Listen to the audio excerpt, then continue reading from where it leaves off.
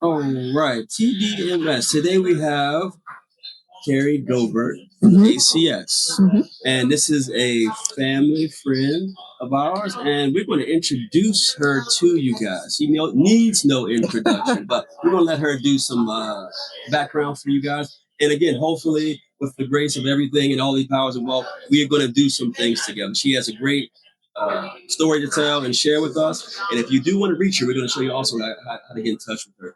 But let's do it. But the other day, we were talking about mental health. Touch on Yes. that real quick before you go. Touch on that for me. I would love to have some mental health kind of aspects to it. Tell me a little bit about what you were doing the other day with that. So first I'll start with I'm Kerri Gober. I've been with the American Cancer Society for 14 years. Awesome. Um, I did not ever anticipate that I would be a part of public health and especially research. Um, but it also speaks to how your journey is not always necessarily created by you, but your assignment and what you're supposed to do in life, it actually comes to fruition, I'll say. It does. So, just to give a little context of the background, so I actually started my career in information systems. So I thought that I would be a programmer and be in IT and those things. I can see you doing. However, I realized that was not my area of expertise. But also, my mother and father went through their own cancer journey. And this is probably one of the first times that I've spoken publicly about their experience. And I had no idea about the American Cancer Society, had no idea about what services they provided. Um, but I can say now that I've been a part of this organization that this is my way of giving back in in honor of their lives, as well to at least share advocacy, education, and awareness. Because again, to the mental health piece, Yes. um, as they were going through their journey, I was not, you have some family members that are instinctively caregivers. I can't necessarily say for myself that that was one of the things that I knew how to do. And I think people don't realize caregiving is something, it is a very important skill. Very important. It's not something that we all are caregivers in our own way to our families, but to actually care for someone that's in need of, that's going through a health disease is different. And that emotionally plays on your mental health as well. Um, but I think one thing, at least what I found, is as much as the cancer journey is for the patient, also the mental health piece that they play with maybe losing their hair or going through or deciding to go through radiation or deciding to go through like chemotherapy, that all plays a part of their mental health as well as their family, because it takes a collective to actually. I always tell a couple of the people that I mentor, I share with them that when someone is going through a cancer journey, and you have to have a care team. Yeah. And that care team doesn't look necessarily Yeah. like the general oncologist, the medical doctor, the MRI person, yes. the radiologist, and all those people. Yes. Your care team may be your community, it may be your family, it may be this audience. Yes. So and I've also told a lot of people, you have to hire and fire Yes. on your care team. And I say that, I say it lightly, but you do have to make sure that you have, again, for your mental health, Yes. for yourself and for your family, you have to make sure that you have the right people with the right expertise on your teams, because it's really, really, you got to have the right group to help you navigate through any type of journey, not just health, but life in general. Sure. So, Well said. So cancer is such a difficult topic. Nobody really wants to talk about cancer. Right. Like you say, having a team around you, mental support, physical support, pharmaceutical support, research support. So ACS, they seem to understand that it does take a village to battle this.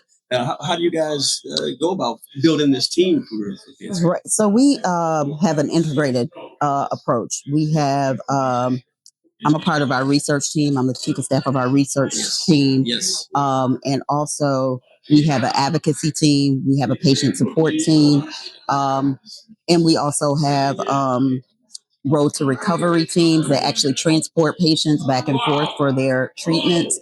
We have Hope Lodges throughout the country as well, that where families can bring their the patient that's going through cancer, and they can actually stay at that lodge without paying any money. Amazing. And that's huge.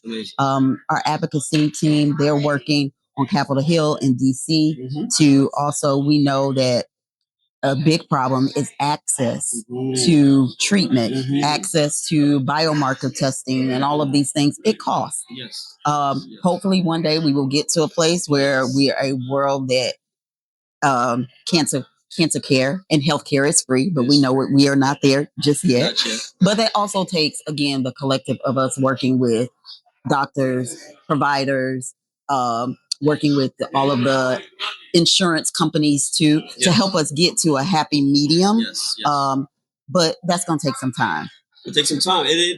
Each year is getting better. More research is being done. Right. More tech is being put into the field. You and I were discussing AI into cancer now. Scary, but we're going to build and get more and more from it. I think for us, TDMS in the future would like to partner and do things with some of the shows we do, some of maybe the golf tournaments and things, to have people like Kerri out in her organization to spread the word, educate the community. And what is another way we can do what we can do for cancer as far as bringing awareness or just get people more talking about, getting more engaged and not being afraid of it, but just tackle it, handle it. So I'm glad that you have this platform because I think this helps normalize the conversations. I would say, please go to cancer.org. It shows all of our programs across the country in each area. We have regional teams in almost every state. Get involved with, coming to community events and things like that. But most importantly, talk to within your family and have those conversations. Have you been screened this year? Yes. What screening did you take? Yes. Who did you start having those conversations? Like we talk about politics, we talk about sports and things like that. Yeah. Let's start having those conversations. Talk about the scary things, especially, like you were saying, when you can tackle it and see it coming, you can have that support team, mental health. You have the pharmaceutical, you have the research, you have everything out there, but you do need to get involved early, have those conversations. And if you don't want to have it, how can we reach Miss Kerri? What can we do to reach you? You can go to cancer.org and or you can reach me at kerri.gober at cancer.org as well. One last initiative that I want to tell you all about is because I am a participant as well. The American Cancer Society, we have a cohort study that has not been done throughout the country where we are recruiting 100,000 Black women. The cohort study is called Voices of Black Women. It is an observational study where it's studying what's happening with Black women. We know that we die. We are the least likely to be diagnosed, but we have a high mortality rate. So we are trying to address that, and this particular study is going to help that. I am personally a participant in the study. Also, you have the option to do the study. I will say it's for Black women between 25 and 55.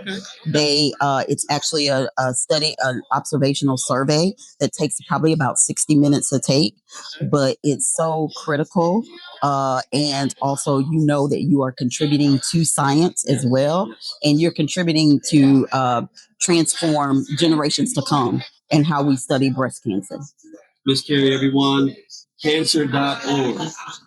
Check out the site, get involved, have the communication, have the support team around you. If you need somebody to take you to these screens, I will take you.